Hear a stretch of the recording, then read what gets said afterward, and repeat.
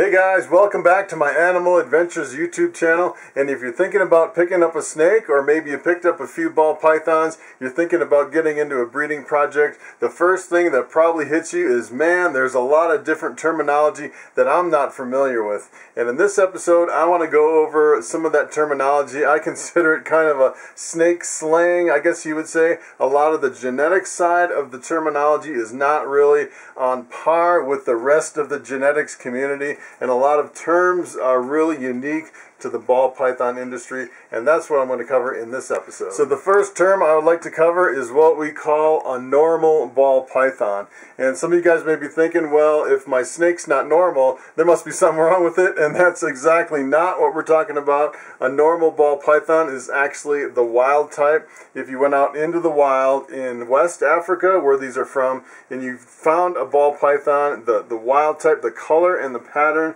is what we consider a normal ball python. And I actually have a couple females right here. I pulled them out and put them side by side. And as you can see, there are differences in the color, just a little bit in normals. This one's kind of an unusual, I don't want to get bit, this one's actually a little bit, it's almost like a khaki color. This is the kind of the weirdest normal I've ever seen. Typically, they're more like this with a almost a black and a gold kind of a pattern. Some of them have stripes, some of them don't. Some of them just kind of have repeating patterns. Some of them have little highlights in the black. And they're all basically just variations on the theme. They're all the wild type. There's no genetics at play. It's just the base morph ball python. So another term you've probably heard if you've been dabbling in the ball python game, and that is what we call a morph. And it's spelled M-O-R-P-H. And a morph is really a pattern and color mutation in a ball python that is genetically transferred from one snake to another. And I happen to have my bamboo male ball python here, and this is the bamboo morph. And if I bred my bamboo with a normal, half the babies would come out bamboo and half the babies would come out normal. So as far as the genetics, I would say the genetics are pretty much non-typical as far as what we describe as dominant, codominant, and recessive. So what we really consider to be dominant in the ball python industry is if you have two copies of the gene. Typically in a codominant you have a superform. In the dominant there's really no superform, kind of like the spider. I actually have my jungle woman spider down here. And this has got the jungle woman gene as well as the spider gene, but it's basically as close as you can get to a straight spider. And if you breed spider to spider, you actually don't get any super spiders with two copies of the gene. And there's something going on with the genetics of the spider gene where we think if we breed two of them together, you get a lethal combination in the super spider. So what really happens is we consider there's no superform, and if you have a dominant mutation, there's really no superform that people have found, and there's something wrong with the genetics where you either have a lethal form or you can't have two copies of the gene for some reason, and that's what we call dominant. And the codominant actually has two copies of the gene, and it's a superform. Like for example, for the bamboo, if you have two copies of the gene, it would be an all-white snake.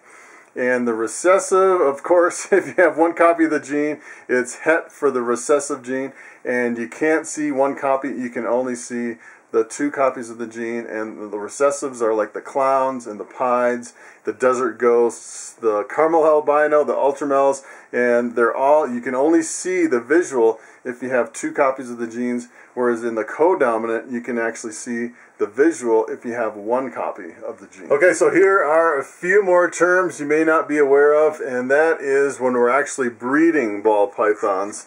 So if I'm breeding, say for example, my two desert ghosts here, this is my male, and if I take my male and put it with the female, we call that pairing up. We are pairing up ball pythons. And as people ask you, well, what snakes did you pair up this year?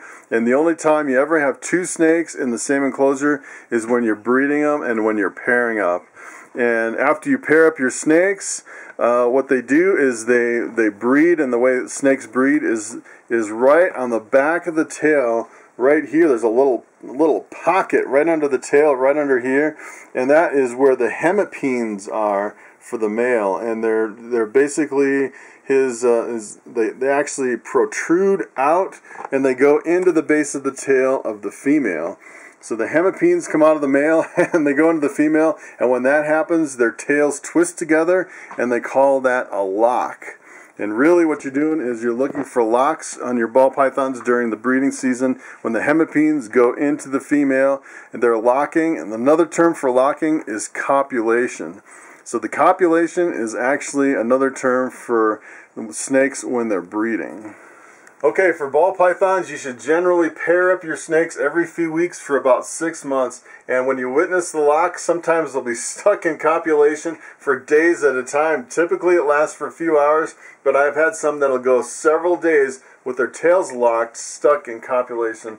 And what you really want to look for at that point is follicle growth. And the follicles are actually the immature eggs in the ball pythons, and they actually grow into the eggs if they're fertilized. If they're not fertilized, they'll be ejected as slugs when they lay the eggs.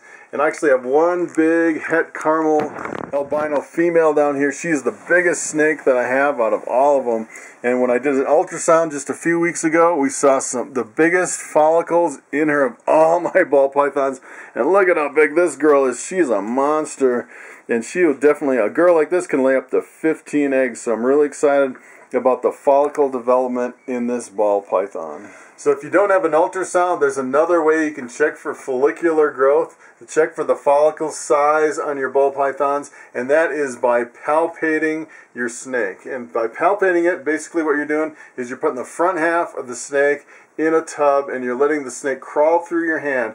And if you feel underneath the belly, you can actually feel the follicles as he crawls through, and they're like little blips as they go by, and they're like BB sizes at first, and then as they get bigger, they're almost like ping pong sized follicles. And if you take a look at my Cattail Desert Ghost, we can kind of see if we can do this. She's really been in feeding mode lately. I don't know if I can get in here. I just fed her a rat yesterday. I don't know why she's wanting another one. But she's got some pretty good sized follicles, and just to feel, you can just feel them as they go.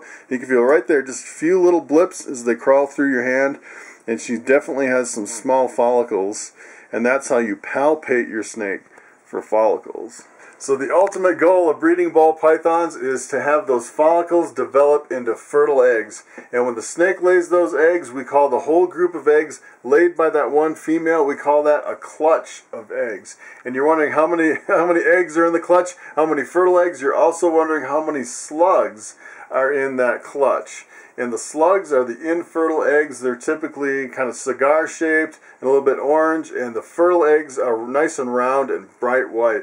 And I think the key to getting as few slugs as possible is the consistent rotation of your male through your rack of females throughout the entire breeding season. Another term specifically associated with the ball python breeding season, and that is what we call pipping. And pipping is what happens when the ball python hatchlings emerge from the egg for the first time. And the eggs have a leathery shell, and what usually happens is the ball python hatchlings have an egg tooth. And they cut open that leathery shell and they first stick their heads out, and when you can see your ball pythons with their heads peeking out, and that's what we call the hatchlings are pipping. And a lot of people, what they do at that point is, if they're really curious about what the hatchlings look like, they don't want to wait for them to emerge from the shell, that's when a lot of people will cut the eggs open and kind of take a peek inside. And it's always best to wait until they're pipping, because that is really the safe time to cut eggs. So here's an interesting term that you may or may not have run across, and that is what we call a chimera. And chimeras are really interesting. Some people explain it as two twins that actually develop into a single animal, and that single animal actually has an abnormal number of genes.